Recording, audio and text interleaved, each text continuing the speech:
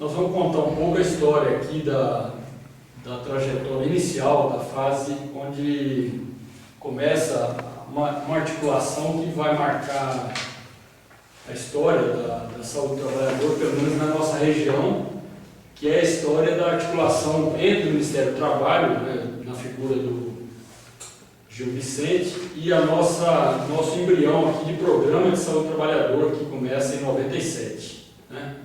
Em 97 teve um concurso, eu estava em São Paulo, né, nesse período, e aparece um concurso aqui para engenheiro de segurança do trabalho. Né?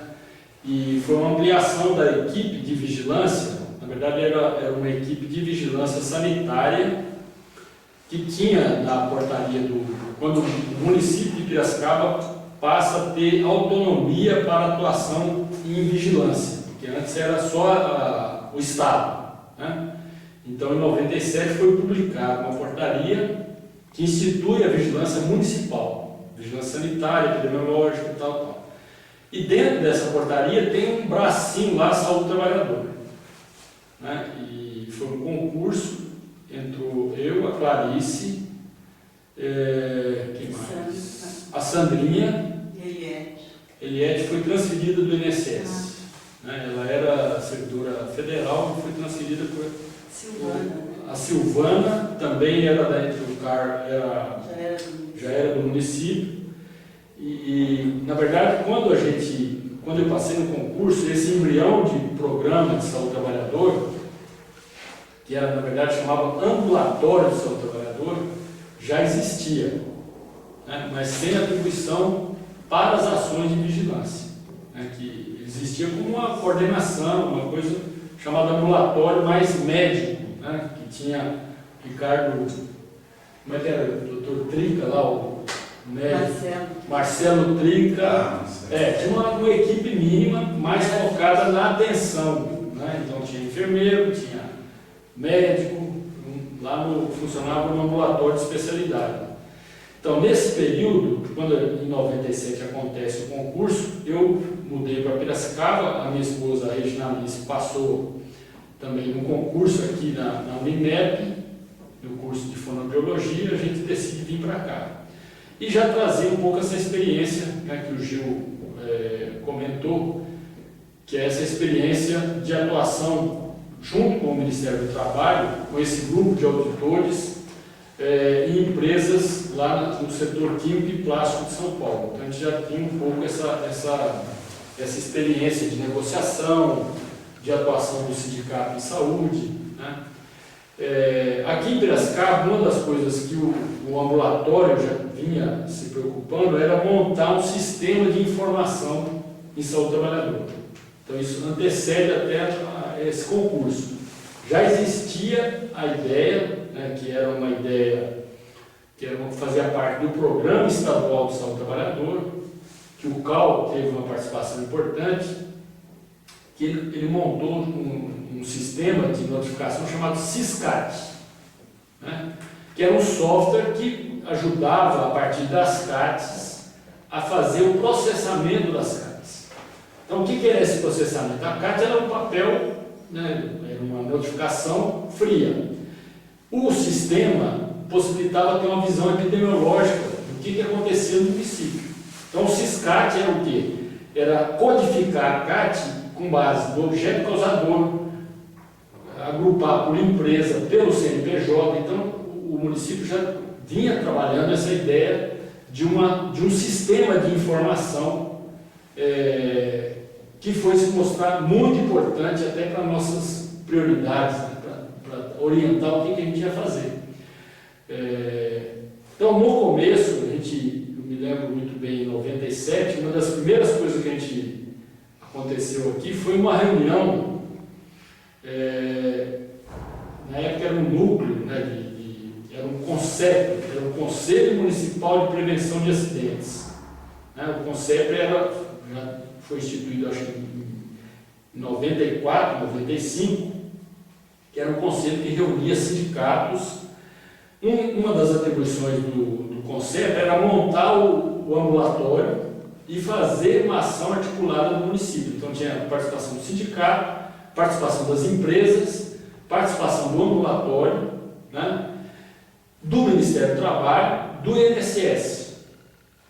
E uma das primeiras reuniões que acontece aqui em 97 foi lá na Câmara Municipal, onde eu encontro Gil Vicente, né? Francisco Pinto e algumas pessoas, e o Francisco, que era o presidente do Sindicato do Papel e Papelão, ele falou: nós temos uma demanda, já que vocês têm aqui o ambulatório, que o Gil, né, nós temos uma demanda que são acidentes no setor de papel. Tem vários acidentes, não tinha estatística, não tinha nada, né? Mas ele falou: temos essa demanda, ou seja, tinha um problema na categoria que eram acidentes graves e fatais, inclusive envolvendo máquinas, né? Então, nessa reunião a gente começou a combinar já as coisas, né? Então, não sei se o Ju gostaria de comentar um pouco. Foi o encontro que a gente foi muito marcante, porque tinha lá o ator sindical, né? O Ministério do Trabalho, com essa disposição de atuar em conjunto, como já vinha de São Paulo, e esse embrião que era o ambulatório de saúde do trabalhador de Piracicaba, que na época não tinha nenhuma ação de vigilância, né? Com a contratação, né, de engenheiros, a Silvana pode contar isso também, ela falou: não, agora nós queremos fazer vigilância, você está aqui, isso é coisa do engenheiro, está aí, carta branca para vocês fazerem vigilância, né? E uma das primeiras que a gente fez foi uma denúncia de problemas de violência com os trabalhadores de uma cadeia municipal. Não sei se o Gil participou dessa aí, uma coisa que a gente fez em parceria já com o sindicato, com os trabalhadores penitenciários, que tinha muito problema de violência, que eles não tinham condições nenhuma. A gente fez um bom trabalho, um relatório entregando para o sindicato, foi uma coisa interessante. E a segunda ação teve início então no setor de papel e papelão, né, que foi um pouco construída, né, com a articulação do conceito, né, uma demanda, e o que eu acho que foi um destaque interessante, o Gil Vicente já conhecia esses meandros de como fazer o auto de infração. A gente não tinha nada, né, nem os papéis, nem o bloco, né. O que eles deram para a gente foi um bloco da vigilância sanitária que não tinha nada de saúde trabalhador. A gente teve que fazer um conjunto de adaptações, a gente teve que fazer tipo um outro formulário, também com carbono, né, para fazer o que a gente chamava de auto de intimação, ou termo auto de infração, ou termo de intimação para apresentar documento. Então foi a construção dos primeiros instrumentos, né, de atuação nas empresas. E a experiência do Gil foi muito importante no nosso aprendizado, né? Ou seja, a gente foi fazendo junto, o Gil já tinha toda a leitura das NRs, né? Então ele sabe de cabeça e tal, não, isso aqui dá para fazer, e junto com o sindicato. Então a gente meio que combinava, antes de ir no sindicato, na empresa, a gente conversava antes, o que a gente ia ver, né? Então acho que foi uma experiência muito interessante. E lá, depois da fiscalização, a gente anotava, cada um anotava, né, o que achou de interessante. A gente fazia um combinado, ou fazia o auto na hora, ou fazia depois, né? A gente cruzava as informações, o que cada um trazia, inclusive do sindicato, né, de coisas importantes. Eu me lembro de uma fábrica de papel, que a gente já estava terminando, não sei se você vai lembrar disso aí, a gente estava terminando a inspeção, ficamos lá, né, entrou o sindicato, o ambulatório de saúde do trabalhador, o Ministério do Trabalho, e o representante do sindicato nos acompanhou o tempo todo. Quando a gente estava terminando a fábrica, ele chegou e fez uma pergunta para a gente: vocês olharam para cima? Pergunta esquisita é essa. Não, vocês não olharam para cima quando passou em tal setor? Eu falei: não, o que tem lá para cima? Eu falei: então nós temos que voltar lá, porque o galpão estava desabado, e a gente não percebeu nada disso. Então isso mostra a importância da participação do trabalhador, porque a gente estava olhando máquina, e máquina não era no teto, né? A gente estava olhando risco de partes móveis, né, máquinas perigosas, né, várias, né, situações de risco grave iminente, e o trabalhador chamou atenção para um galpão que tinha risco de desabamento. Então, é como se fosse recomeçar a inspeção, né, com essa, na época ele não chegou e falou, ó, olha para cima, né? Então a participação é muito importante, né? Esse foi um caso interessante. Eu falei muito aí. Não, tem muita história para contar, né? Tem que fazer um resumo. Bom, a minha participação, a minha chegada em Piracicaba foi meio traumática, porque eu tinha ficado de 85 a 90 em São Paulo. Aí, por questões familiares, eu me mudei para Indaiatuba. E trabalhava em Campinas. Eu consegui uma transferência para o Ministério do Trabalho em Campinas. E lá trabalhei de 90 a 97, antes de vir para cá. Aqui tinha sido inaugurada a subdelegacia aqui tinha pouco tempo. E foi um grupo de Campinas que eu já tinha trabalhado junto que veio para cá, para Piracicaba. Palmira, né? Ana Palmira, de Arruda Camargo, era uma fiscal. Aí, por exemplo, tem a questão da diferença, que a experiência de Campinas depois a gente conta, mas lá em Campinas a gente trabalhava mais fiscalização do trabalho com segurança e saúde juntos. Já foi uma experiência muito rica para nós, foi um outro aprendizado. Quer dizer, quando eu cheguei aqui eu já tinha tido a experiência de São Paulo muito com o movimento sindical e fiscalização conjunta, né? Aquele grupo. Em Campinas, de 90 a 97, acho que foi uma construção importante para trabalhar com a fiscalização propriamente dita a fiscalização trabalhista, que eram os fiscais da CLT, por fiscalizar jornada. A gente vê a importância na saúde da jornada, não é? Jornada assistente, trabalhar sem descanso, trabalhar períodos de 30, 40 dias sem descanso. Comecei a olhar isso, comecei a ver que isso influenciava totalmente até o acidente de trabalho. Então, esse período de Campinas foi muito rico. E também nós começamos a trabalhar com demandas do Ministério Público do Trabalho, que chegou lá em Campinas, da PRT 15ª Região. Então, era uma demanda nova para mim também, para nós ali. Bom, mas ocorreu que em 97 eu vim para cá, como eu falei, uma questão meio traumática, porque a Ana Palmira, que tinha vindo para cá, ela convidou para vir, mas eu, por questões de distância, falei, não, vou ficar aqui em Campinas mesmo e tal. Mas em Campinas começou a ter vamos dizer assim, uma coordenação que usava uma outra metodologia de fiscalização, né? A gente sabe que dentro da fiscalização, do conceito geral, há várias metodologias, né? Tem essa que ele fiscaliza, tem outras, né? Vamos citar aqui quais outras. E aí, de repente, um chefe específico de fiscalização lá foi nomeado, e ele era, vamos dizer assim, de outra linha. Aí eu falei, não, esse aqui, com essa chefia não dá para trabalhar aqui. E aí eu, como na época a subdelegada, a gente manteve e apoiou a entrada desse colega, eu, por total incompatibilidade de gênero, número, grau, de tudo, né? Eu falei, não, vou embora. Então, meio que, de maneira abrupta, vim para cá. E estava muito triste, porque eu estava levando trabalhos lá com o sindicato do metalúrgico, principalmente lá de Campinas, e o químico também estava interessante. Tinha trazido a experiência de São Paulo, né? Falei, não dá, vamos lá, ver o que dá com a Ana Palmira. Aí encontro, nesse evento aí, o robô, falei, pô, olha.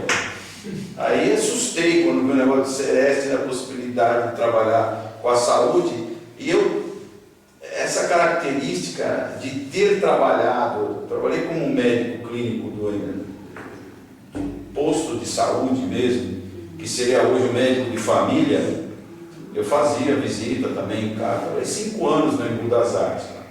Então eu tinha uma experiência também já como na rede básica de saúde, que na época era o SUDES, né? Não tinha o SUS ainda, era o SUDES.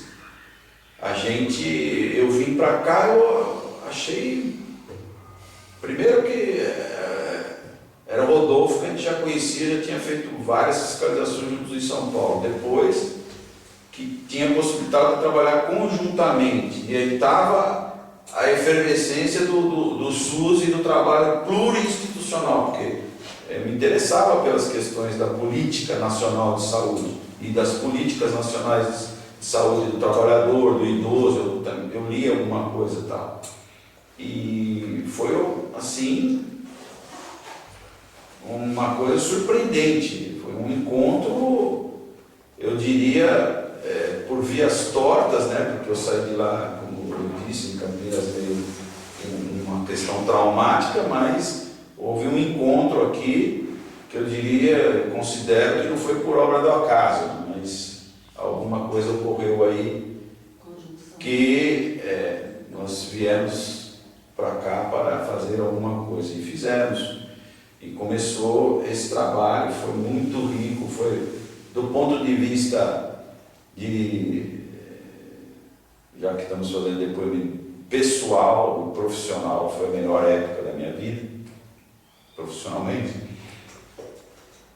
E foi onde, assim, a gente tinha felicidade de trabalhar junto, né, de fazer coisas, de ver resultados, né? Tinha inserção socialmente, sentia que a gente estávamos fazendo intervenção no ambiente de trabalho, para mudar aquelas situações dramáticas de risco, né?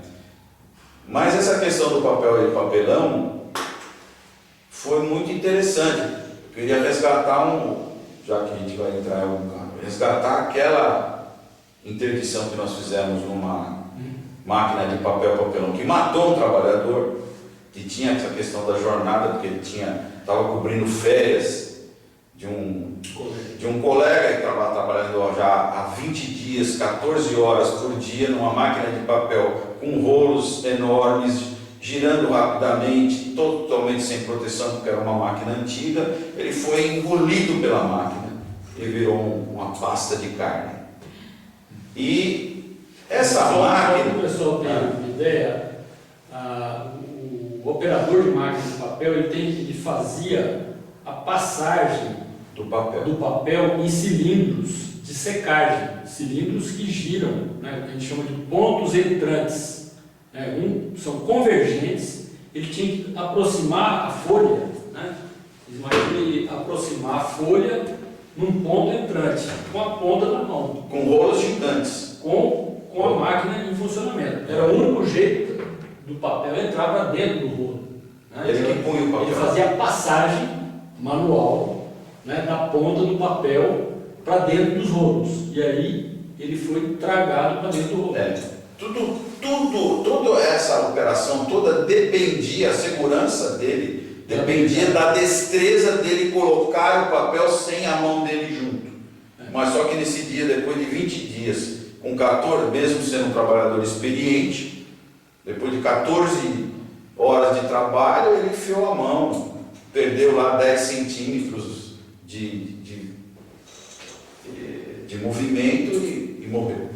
Bom, o que eu queria apontar nisso aqui, no final deste processo, foi muito rico, porque foi com o sindicato, foi tudo dentro do modelo que a gente estava já fazendo em São Paulo, tudo com acompanhamento, e a máquina foi interditada. Primeira questão importante de estarmos juntos.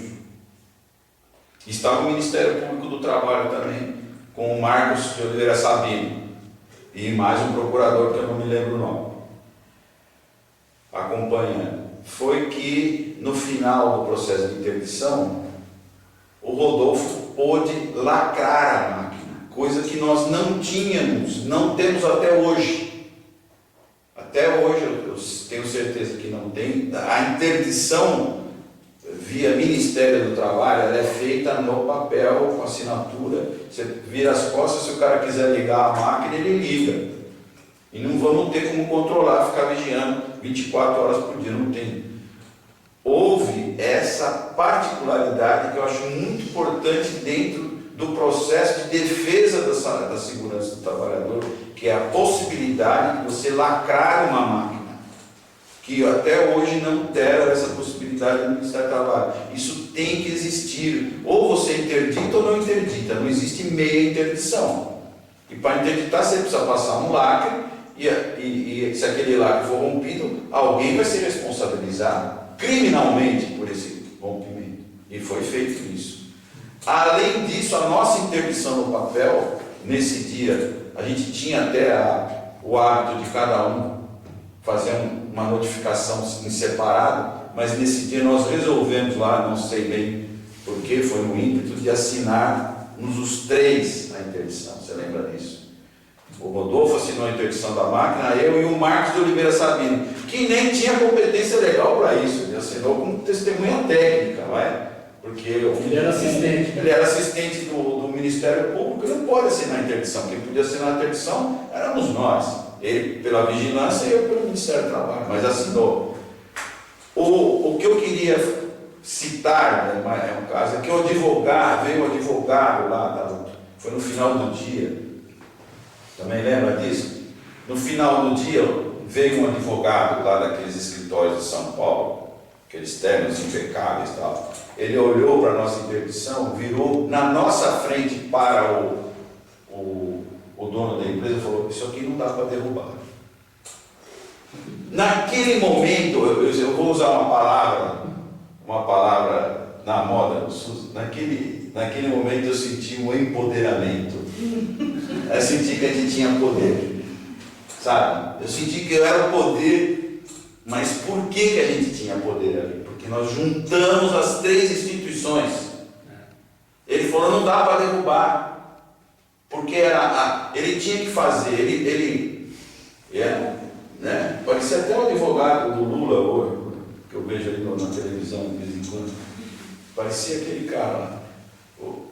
Pô, ele olhou e viu que não tinha como ele fazer uma defesa que tirasse, que constasse a vigilância, a legislação da vigilância, a legislação, que são convergentes, aquele termo que são convergentes, estão na mesma linha. Então, e mais o testemunho do Ministério Público.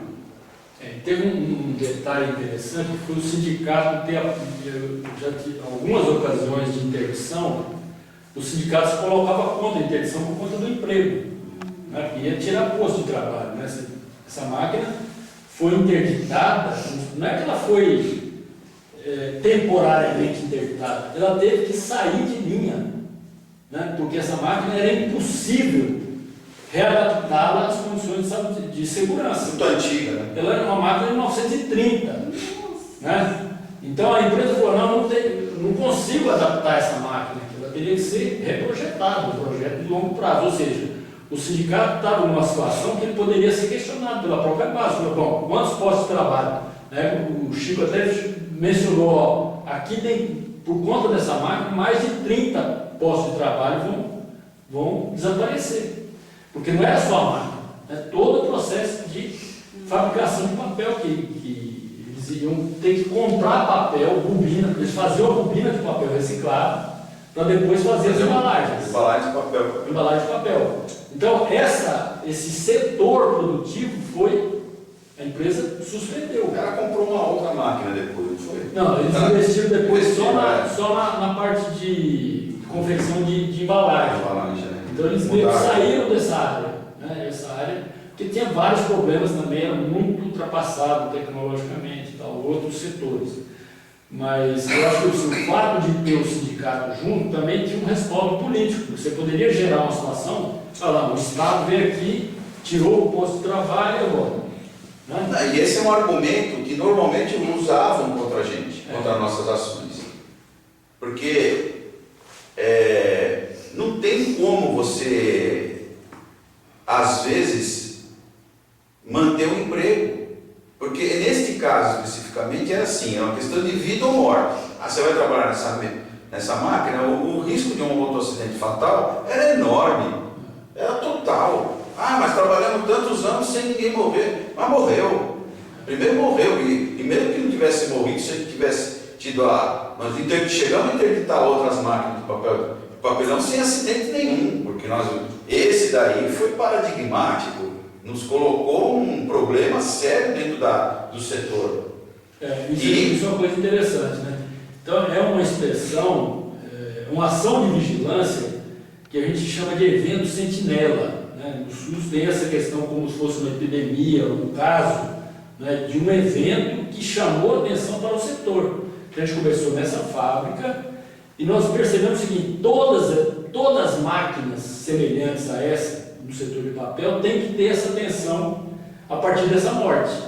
Então, a partir dessa experiência, nós desencadeamos uma ação setorial.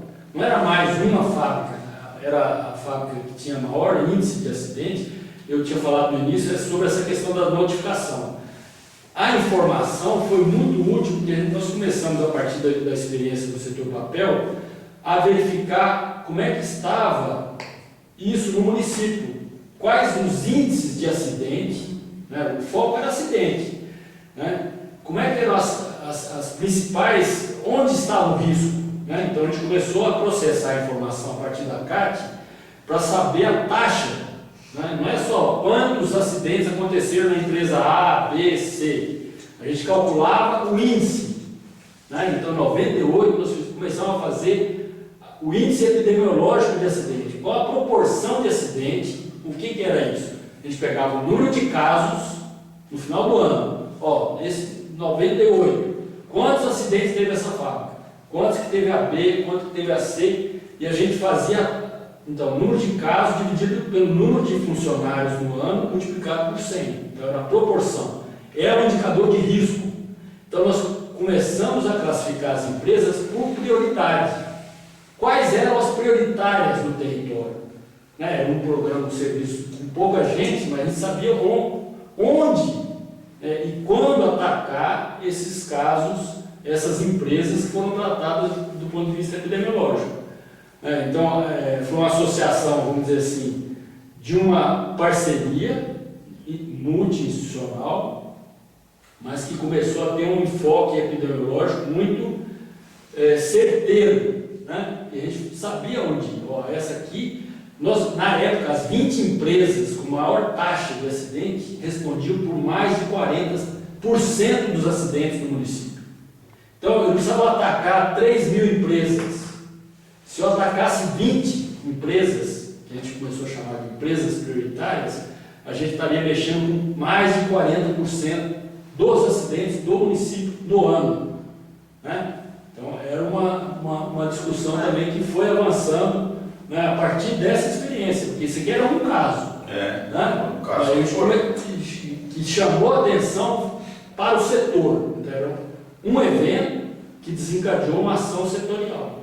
Então, isso a gente começou a chamar de modelo, né? Uma operação, um menino que trabalhou depois com a gente, acho que foi na transição, antes de criar o Ceresp. Ele chamava, então vocês estão fazendo uma operação tarrafa, né? O que era a operação tarrafa? Você pega um caso e espalha esse caso para ver o que acontece no território, no setor, né? No ramo metalúrgico. Então, a gente começou a pensar do ponto de vista, né, de uma estratégia, né, que eu acho que estava muito inspirada no que nas diretrizes que estão lá na portaria 3.120, que quem chamou a atenção dessa portaria foi o Gil. Ela foi publicada em 98 e a gente estava começando aqui.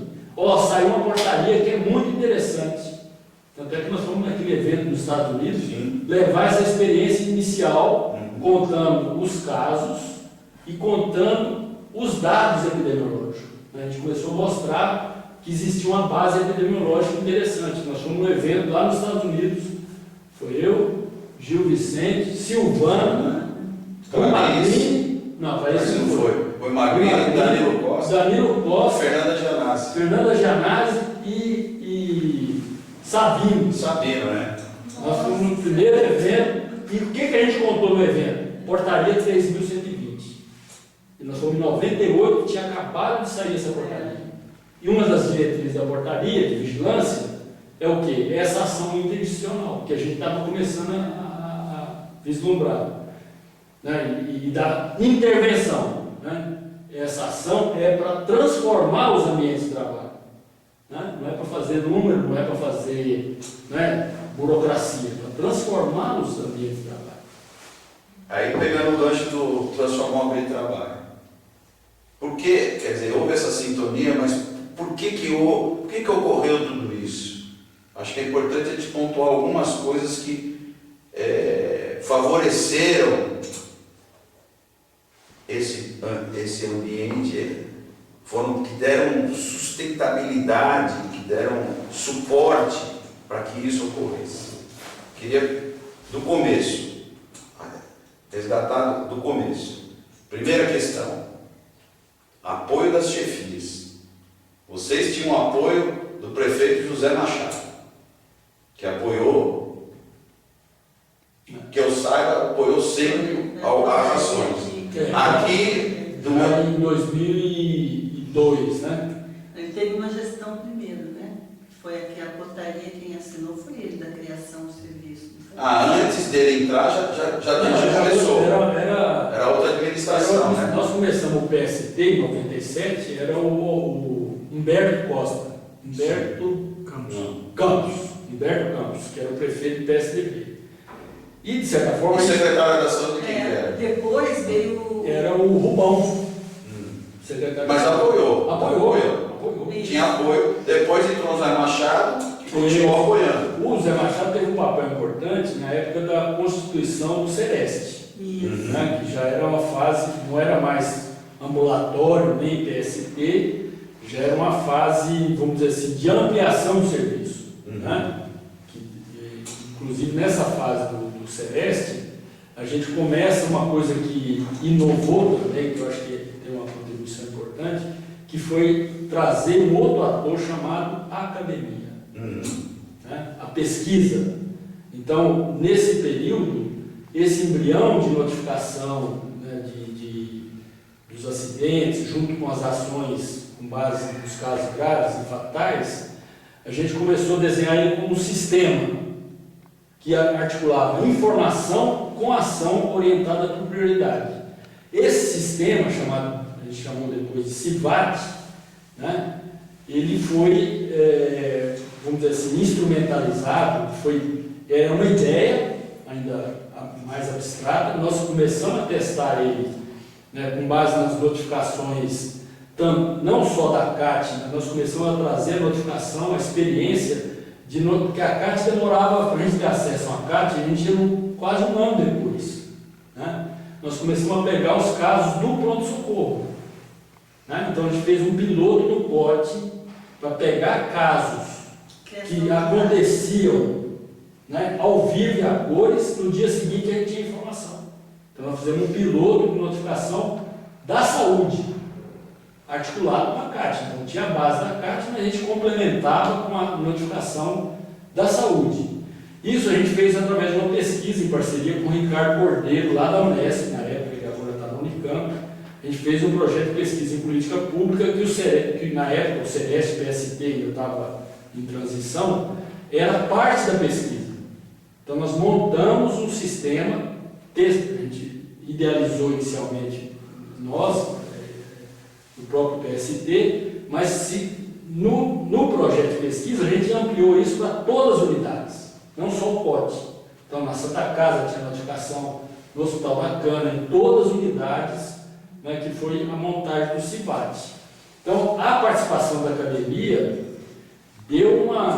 eu acho que deu um impulso, né, um fortalecimento dessa ação enquanto um sistema, né, um sistema de vigilância, né, que de certa forma perdura, enfim, foi, né, de certa forma virou uma referência. Tem um monte de publicação sobre, né, o CIVAT, os resultados, né, essa ideia de juntar a notificação da saúde, notificação da CAT e ter prioridade, e ter ação em cima das prioridades, né, junto com o sindicato, com outras instituições.